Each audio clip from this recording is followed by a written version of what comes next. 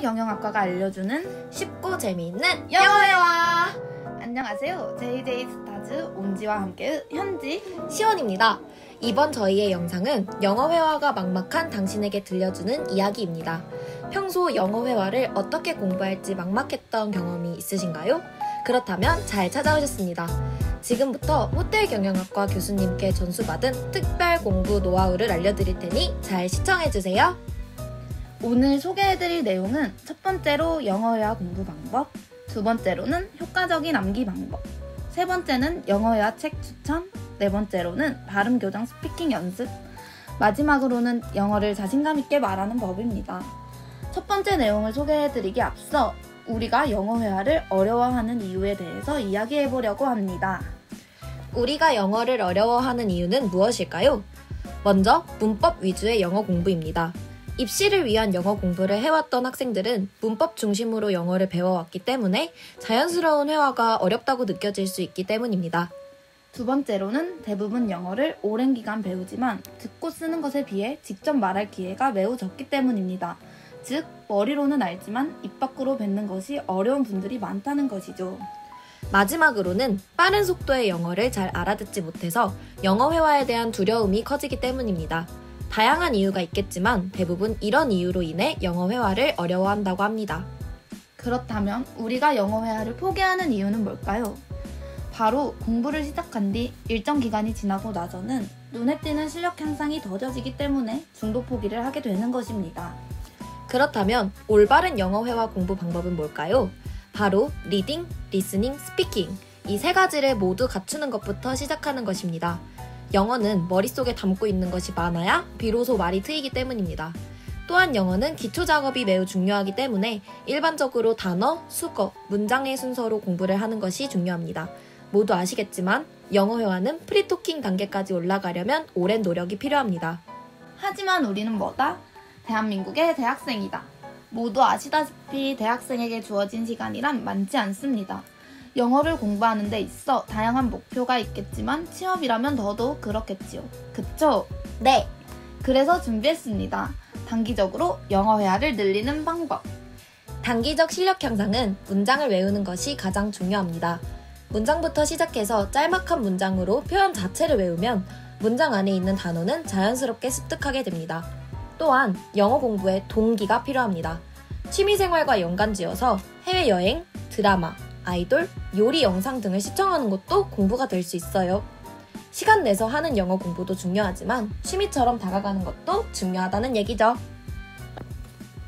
그렇다면 효과적으로 암기하는 방법은 무엇일까요? 첫 번째, 계속 반복하여 리마인드하기입니다. 첫 번째 문장을 외우고 두 번째 문장을 외울 때 전날 외웠던 문장을 다시 외우는 방법입니다.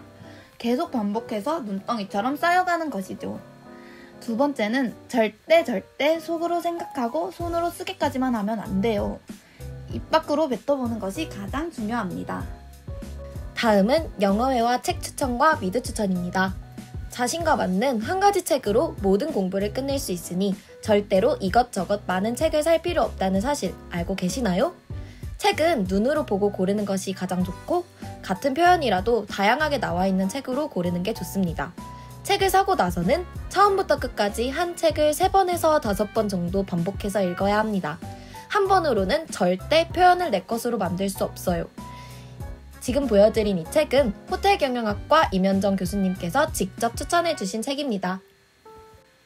나는 책 말고 미드로 재미있게 배우고 싶다 하시는 분들에게 적합한 드라마는 프렌즈입니다.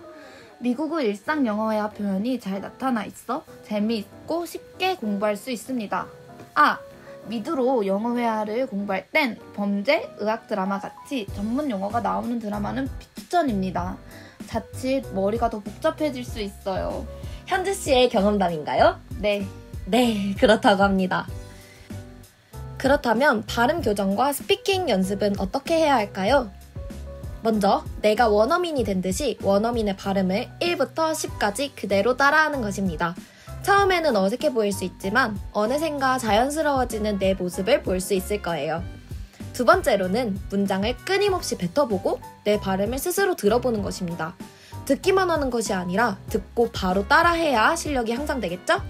하지만 제일 중요한 것은 이틀에 한 번, 3일에 한 번이 아닌 단 30분이라도 매일매일 하는 습관을 들이는 것이 가장 중요합니다.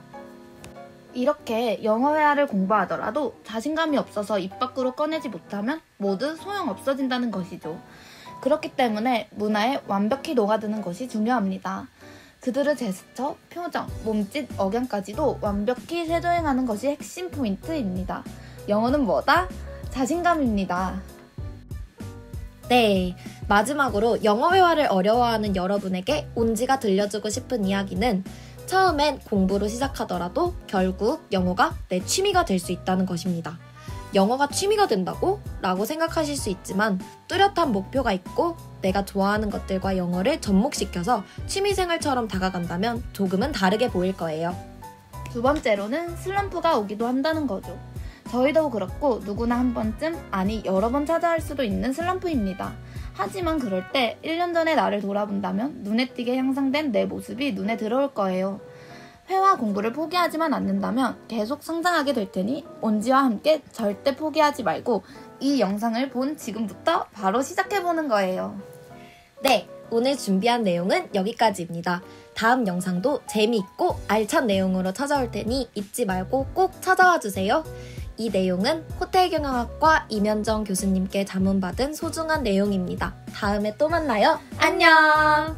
지금까지 온지와 함께 현지 시온이었습니다.